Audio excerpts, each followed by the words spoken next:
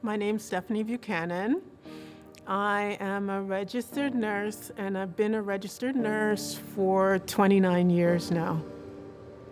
I received my designation here in Canada, in Scarborough, actually, just down the road. I went to Centennial College, graduated in '93, and then just proceeded into the profession. I began my career when they actually were laying off nurses way back when.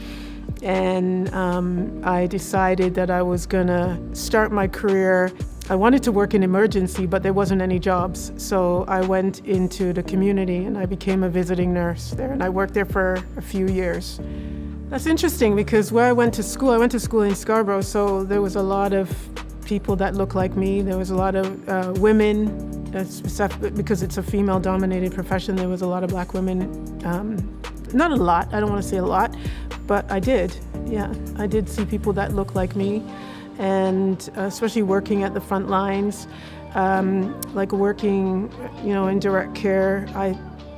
There were a lot of faces like me at that particular point in time. It did begin to change, though, the further on I went in my career. Honestly, in terms of obstacles, I want to say that, I was thinking about my experience as a black woman in the nursing field, and I don't want to say that I stuck my head in the sand, but I was raised with the knowledge that there would always be obstacles, no matter what I did. And that's the type of family that I came from. But the way that I was raised and the way that I raise my daughters is that know that you're always going to experience obstacles. Know that you're going to always have to work harder. Know that that is just the case. So you just prepare yourself to face that reality. And that's kind of the way that I dealt with things. And so I want to say that I kind of always expected it. And when I experienced anything that looked like or felt like,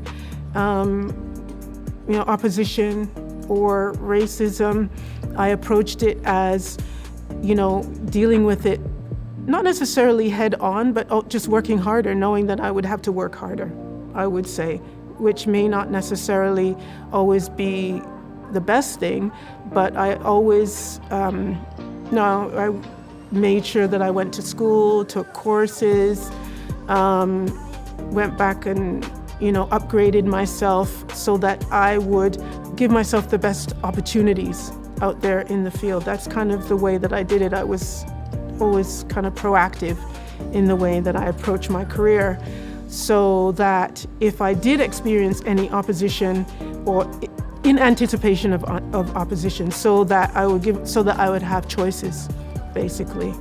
In terms of the pandemic, I think I'm really fortunate. The pandemic itself, I'm not working, with patients anymore, but I'm working with folks that do work with patients in my role. And again, just going back to the ability to be able to speak openly, I think.